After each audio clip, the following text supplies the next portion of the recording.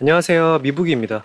저번 주 발표한 CPI가 마치 방아쇠 역할을 한 것 같아요. 거의 모든 매크로 환경에 영향을 주고 있는데 이렇게 되면 FOMC에서 연준이 어떤 입장을 취할지가 중요해졌습니다. 그래서 리스크 관리하시는 데 있어 도움이 될 수 있도록 내일부터 진행하는 FOMC와 금리 인상 관련 시황과 단기적으로 어떻게 하면 좋을지 전략 말씀드리도록 하겠습니다. 목요일 새벽 3시경에 6월 금리 인상 발표하는데 이번에 얼마나 인상하는지 그리고 연준의 입장이 어떻게 되는지에 모든 이목이 집중되어 있습니다. 지금 보시는 건 금리 인상 확률표예요. 이번에 0.5% 올릴 확률이 7.8%고 0.75% 올릴 확률이 92.2%라고 시장이 예측하고 있다는 거예요. 현재 기준으로 보면 0.75% 인상할 확률이 압도적으로 높은데 지금까지 웬만하면 이 확률대로 실행이 됐기 때문에 신뢰도가 높은 확률표라고 볼 수 있어요. 이 링크는 설명란에 제가 달아 놓을 테니까 금리 인상 발표 전까지 계속 모니터링 해주셔야 합니다. 실시간으로 변동하기 때문에 내일 보면 지금이랑 또 많이 다를 수가 있어요. 불과 저번 주만 하더라도 이게 정반대였습니다. 0.5% 인상으로 보는 확률이 90%가 넘었었는데 상황이 일주일도 안 돼서 극적으로 바뀐 거예요. 다 CPI 때문입니다. CPI가 너무 높게 나오니까 FOMC에서 연준이 0.75% 금리 인상할 것이라는 보도들이 늘어나면서 시장이 지금 금리 인상에 대해 비관적으로 볼 수밖에 없는 거예요. 제가 금리 인상 관련해서 지속적으로 말씀드리고 있는 코멘트가 인상하더라도 한 번에 0.75% 인상하는 것보다는 0.5%씩 두 번에 나눠서 하는 것에 무게감을 두고 말씀드리고 있는데 그 이유는 연준에서 경기 침체를 우려하고 있기 때문이에요. 0.5% 인상도 매우 빠른 긴축 속도에 해당하는데 그것보다 더 빠른 긴축으로 진행한다면 그만큼 경기 침체가 올 확률도 높아지게 되는 거니까 분명 연준도 그걸 의식하고 있습니다. 보시면 10년물과 2년물 장단기 금리차가 0.03으로 다시 재역전 직전에 있고요. 미국 소비자 심리지수가 바닥이라는 것도 지금 연준의 강한 긴축 속도 때문이라는 방증입니다. 3월 금리 인상 때도 보시면 0.5% 인상한다고 했던 거 전쟁 때문에 0.25% 인상했어요.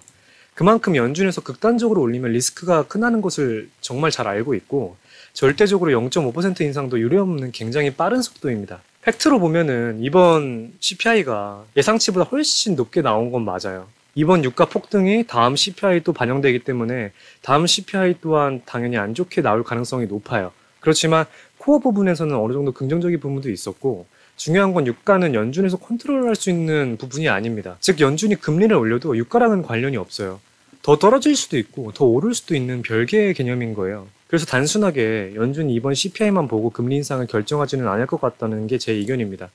물론 이 확률표를 거스르고 맹목적으로 그렇게 본다라는 것이 아니라 만일 0.75% 인상할 경우 0.5% 인상 두 번보다는 당연히 조금 더 빨리 인플레이션을 잡을 수는 있겠죠. 그렇지만 분명히 연준 입장에서도 리스크라는 말씀 드리는 겁니다. 지금 0.75%가 되게 지배적인데 만약 0.75% 인상하더라도 시장 충격은 제한적일 거예요. 왜냐하면 0.75% 인상하는 거 아니야 하는 이슈 때문에 시장이 그걸 미리 반영해서 최근에 폭락한 겁니다. 어떤 결과가 나오든 우리는 거기에 맞게 대응하면 됩니다. 결국 연준에서 모든 지표를 종합적으로 판단해서 금리 인상을 결정하게 될 텐데 확실한 건 너무 강한 긴축은 경기 침체를 부르고 그렇다고 긴축 강도를 낮춘다면 인플레이션을 잡을 수 없다라는 것을 연준도 알기 때문에 이러한 딜레마 속에서 굉장히 많은 고민과 준비를 하고 이번 FOMC를 맞이할 거예요. 정리하면은 이번 FOMC에서 연준이 금리 인상을 0.5% 할지 아니면 0.75%를 할지 수치도 물론 중요하지만 더 중요한 건 어떤 코멘트를 하고 어떤 스탠스를 보여주는지가 관건이라고 봅니다. 이번 인상 결과와 연준 입장에 따라서 시장 흐름이 결정되니까 FOMC 신중하게 지켜보겠습니다. 그리고 제가 한 가지 또 보여드릴 게 자, 이게 뭐냐면 최근에 쇼시랑 해치 전략 말씀드리고 있는데 이 관련해가지고 질문 주시는 분들이 많더라고요. 그래서 간략하게 한번 설명드리고 가겠습니다. 기본적으로 이제 인버스 상품은 정말 많고 다양합니다.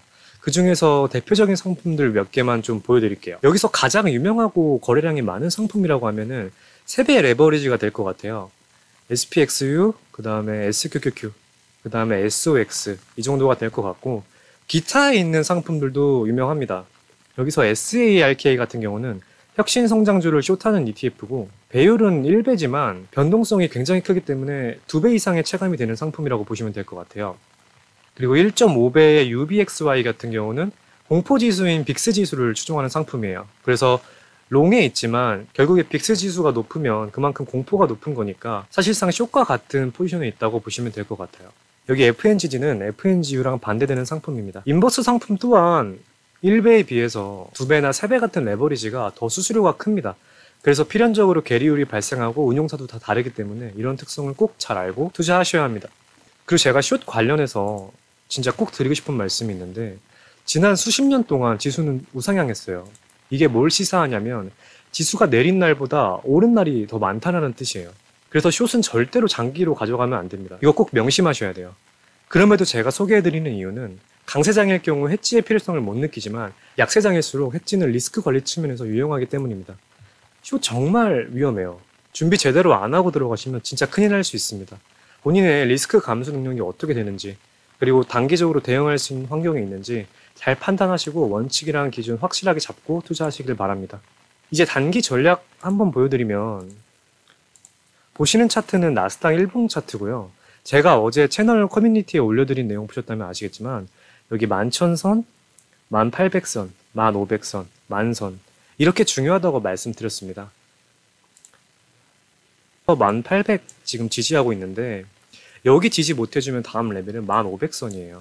개인적으로 최근 하락이 너무 심해서 추가적으로 극단적인 악재가 나오지 않는 이상 단기적으로 여기 10,000선까지는 가기 힘들 것 같아요. 지금 중기 하방 추세 하단에 거의 근접해 있는 상황인데 그런 걸 감안해서 1,500선에서 좀 어느 정도 반등이 일어나지 않을까 보고 있습니다. 역시나 이거에 대한 해답은 FOMC에서 나올 거예요. 제가 최근에 이런 상승 추세가 꺾이면서 해지에 대한 내용 말씀드리고 있는데 만약에 잡으셨다면 리스크 관리가 어느 정도 되고 있을 겁니다. 지금 이 하방 추세가 꺾이지 않는 한 홀딩 하시고 있다가 추세 상방으로 전환하는 거 본 다음에 추세 깨는 거 보고 들어가시면 좋을 것 같습니다. 어디가 바닥인지는 아무도 몰라요. 상승 추세 전환 확인이 되면 그때 다시 롱으로 스위칭하는 대응이 현 시점 리스크 관리 측면에서 가장 이상적인 대응이라고 생각합니다. 지금 시장 역대급이라고 해도 과언이 아닐 정도로 정말 많이 어렵습니다. 그렇다고 해서 절대 시장 떠나시면 안 돼요. 결국 주식시장의 역사를 보면 가장 좋았던 날은 가장 안 좋은 날 이후 반드시 따라왔습니다. 인플레이션과 전쟁이 영원할 순 없어요. 언제가 될지 모르는 것 뿐이지 결국 잡히게 될 거예요. 그런 사인이 조금만 보여도 증시는 언제 그랬냐는 듯 다시 반등할 거니까 멘탈 잡고 잘 대응해서 어려운 상황 같이 이겨내면 좋겠습니다. 그럼 오늘도 영상 시청해주셔서 감사드리고 도움이 되셨다면 구독과 좋아요 부탁드리겠습니다. 궁금하신 점이나 다뤄줬으면 하는 내용 댓글 남겨주시면 확인 후 답변 드리겠습니다. 감사합니다.